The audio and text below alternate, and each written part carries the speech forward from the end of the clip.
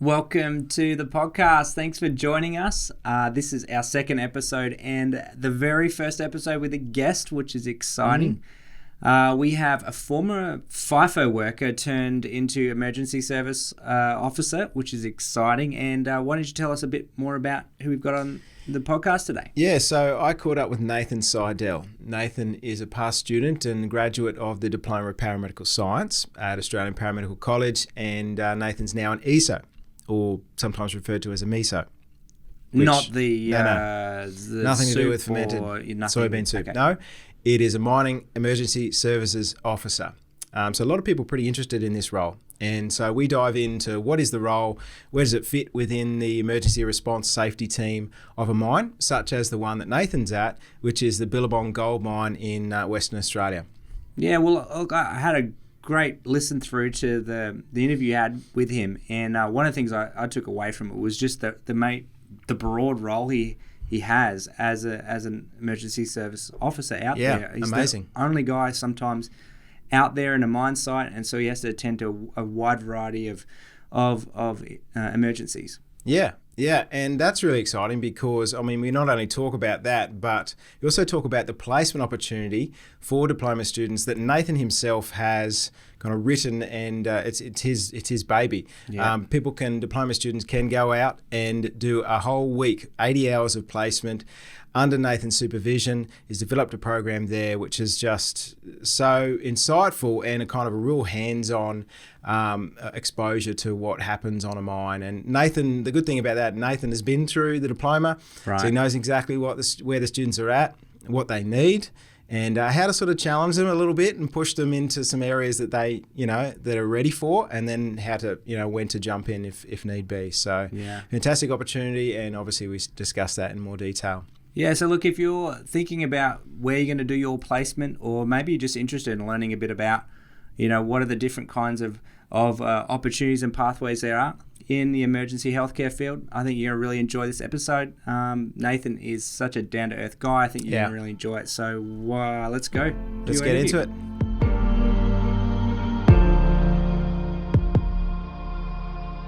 So if you're in Perth, say, working as an event medic or something, you might manage that patient for 5, 10, 15, 20 minutes, depending on how busy the ambulance service is, but then that's your patient gone. Whereas with an ESO role, you have prolonged care, and RFDS can take hours to get there. I think our longest wait's that's based on priority, obviously. Our longest wait was 8 hours. However, our shortest one, which was quite a life-threatening job, they were there in 25 minutes. So.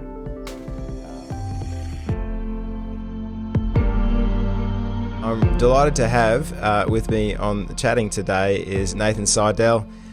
Nathan is currently working as an ESO in Billabong Mines in Western Australia.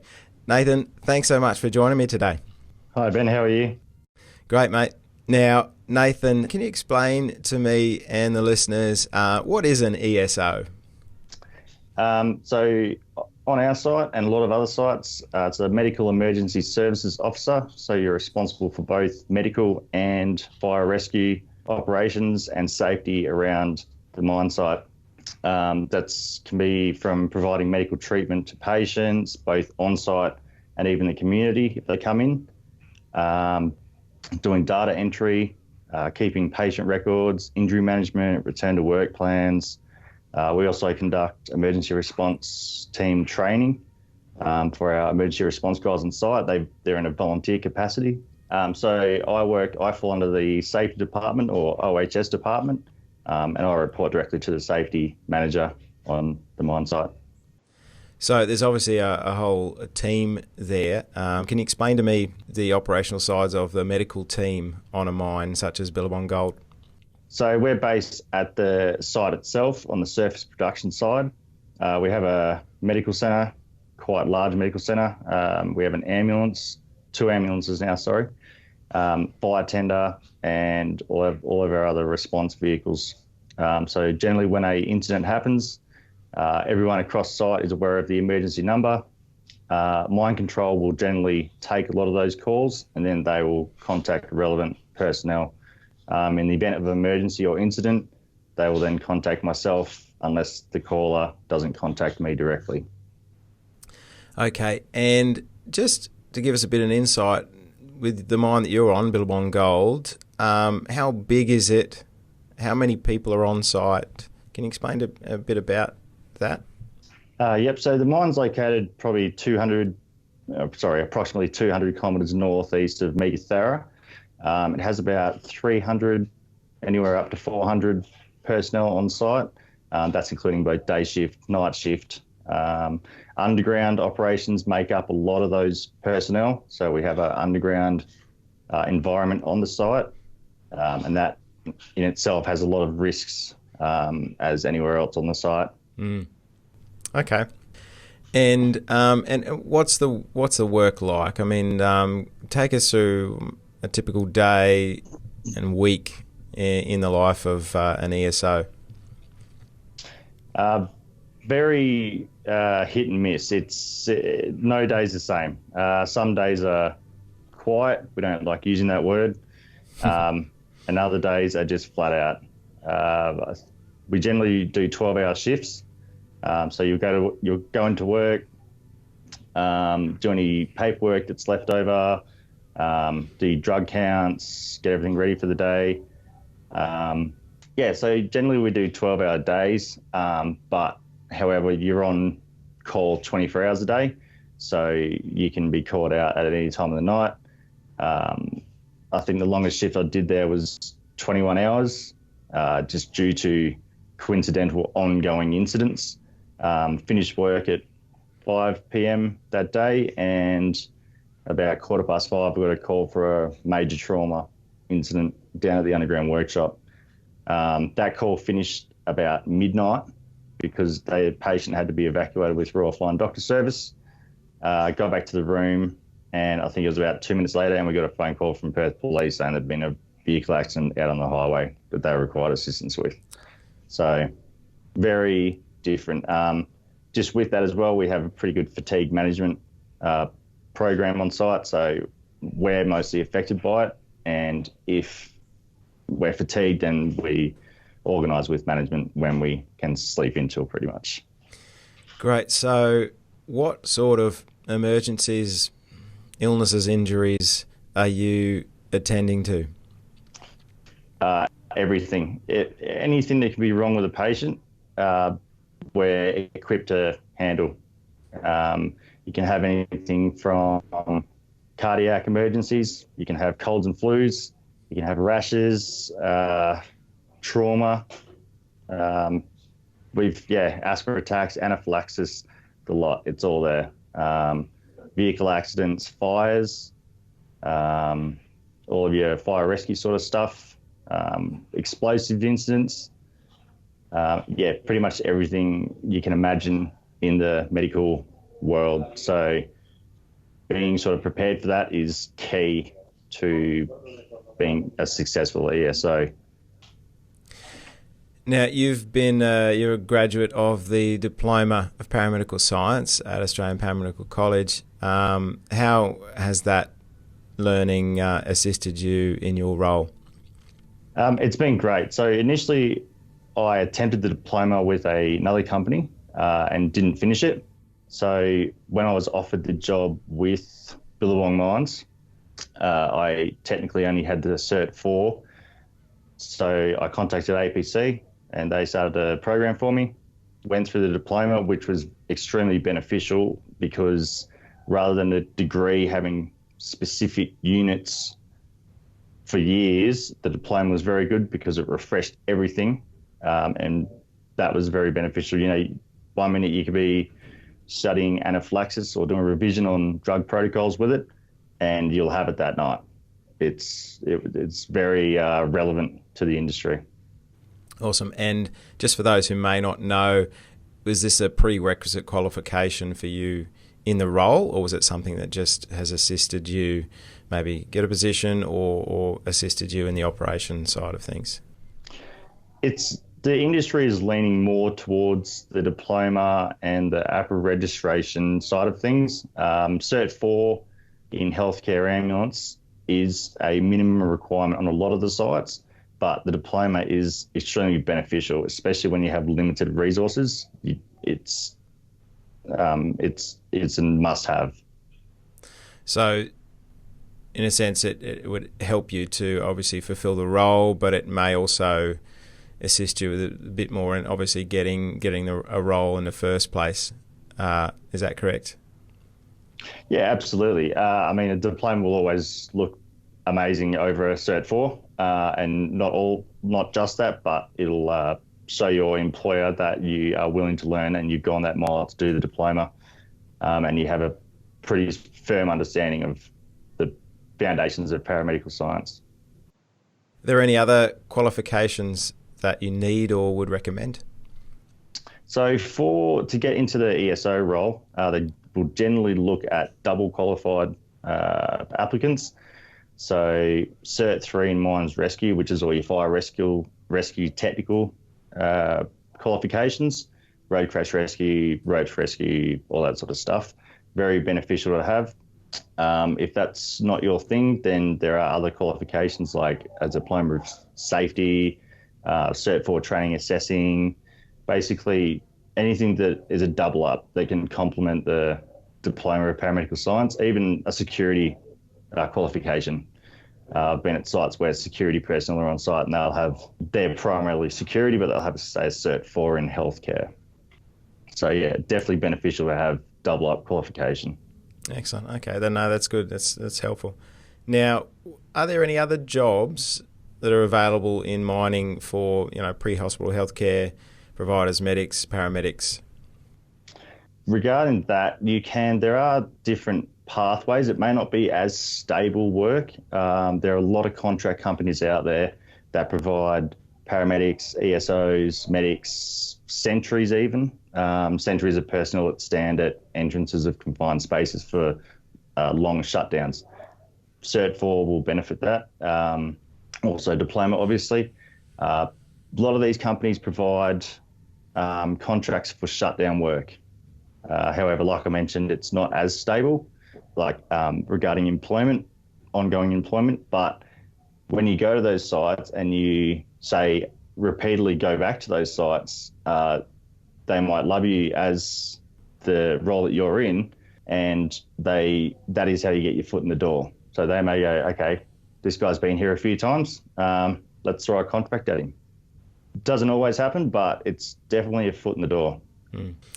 And so, Nathan, in your opinion and experience, if you were to maybe spruik the ESO role or working in the industry that you are over maybe some of the other options out there, what would be some real benefits or uniqueness to this sort of role over some other roles out there if someone was considering maybe ESO over other ways to use their paramedic qualifications, and also some of the challenges as well to this role over some of the other pathways out there? The ESO role is quite unique. So what the students will learn, say, in their diploma with their drug protocols. We have all those drugs on site. However, we have a lot more than that. I think we might have 180 more drugs. So you're getting a lot of exposure to ongoing patient care. So if you're in Perth, say, working as an event medic or something, you might manage that patient for 5, 10, 15, 20 minutes, depending on how busy the ambulance service is, but then that's your patient gone. Whereas with an ESO role, you have prolonged care, and RFDS can take hours to get there. I think our longest wait's that's based on priority, obviously.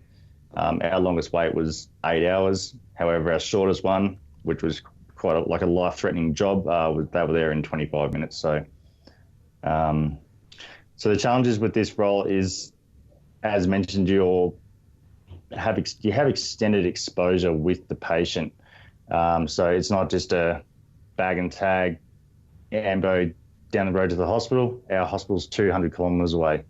So ongoing patient management, you're liaising with doctors. So we have a drug permit. If I need to use a drug or I need medical advice, I can ring the doctor 24 hours a day and they'll answer. And it's also, you get a lot more critical thinking with it. The stuff that I've learned in this role has just been phenomenal. And just some of the logistics of this role, are you FIFO or do you actually live on site? Yeah, so I fly in, fly out from Perth, get up on a Monday morning at 4 a.m. Pretty gross for most to hear that, but yeah, get up at 4 a.m., make the hike to the airport. We get to site about 8 a.m., handover for that whole day, and we're on site for 8 days. So up on site for that whole week. We stay at camp. The mine site's just down the road. I'm on an 8 and 6 capacity. It's a pretty cruisy roster.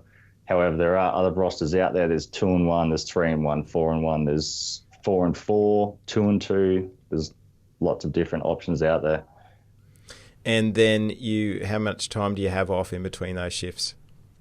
So generally when you finish work, you go back to camp, you have your 12 hours. So you finish about 5:30 and generally back down at work at 5:30 a.m. Regarding the R&R, you fly out Monday afternoon and you get a week off. You get all your benefits, you get your super, you get your annual leave, sick leave. I think we get just shy of 4 weeks a year. And that allows, especially if you're studying with the diploma, time to study.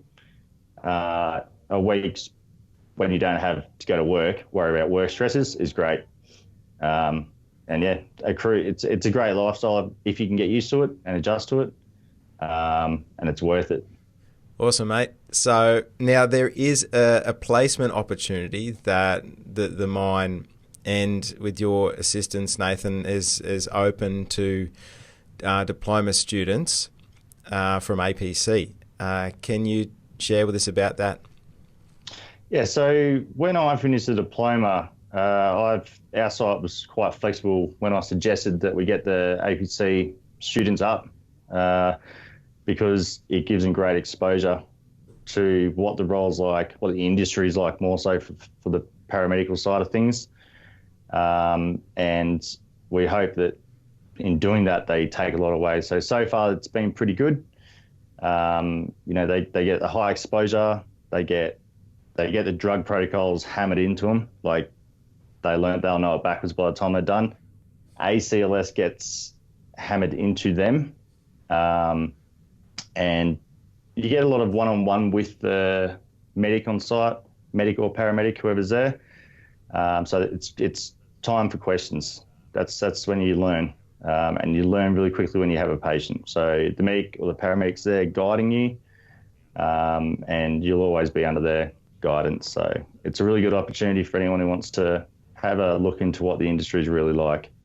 Yeah, and we've had some great feedback from our students that have taken the opportunity and, in their own words, almost like life-changing kind of experience, with just really immersing themselves in the potential career pathway, particularly if you're considering the mines where you're going in your career, an absolutely opportunity not to be missed. And if you want to take up that, you can just obviously contact the Paramedical College Student Success team. Now, Nathan, just to finish, what tips would you give those students wanting to work in mining in a similar role to you are in? Look, it's not an easy road. It's not an overnight thing. So if you're just starting the diploma, or Cert 4 even, don't let that turn you off. It's not a quick thing. It takes time. The double qualification will help. Getting your foot in the door in mining, whether that's with contract companies.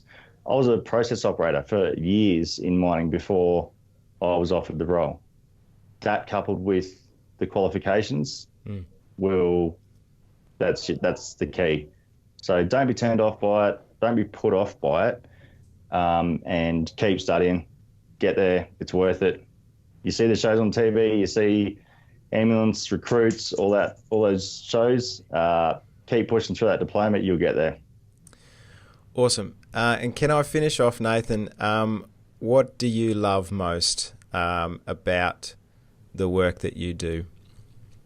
satisfaction. The satisfaction of the patient management after you've had a big job or a hairy job.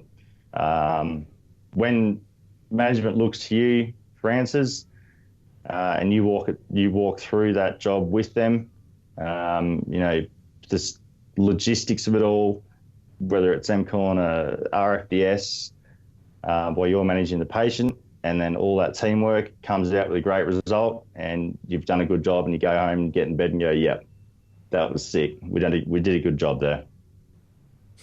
Awesome. So it's a satisfying, fulfilling type of role that you're operating to in a high level of understanding and skill to do things that are making a massive impact in somebody's or multiple people's lives at any one call out, which I can definitely understand. Absolutely, it's quite rewarding. You see some people in their low moments of life, whether that's through accidents, injuries, even mental health. But you also see the good side of it. But with the people you can help, it's a great feeling. Very rewarding. Great, mate. Well, that's awesome. Thanks so much for your insights and information. Really appreciate your time today, and maybe we'll catch up again soon. No worries. Look forward to it. Thanks, mate.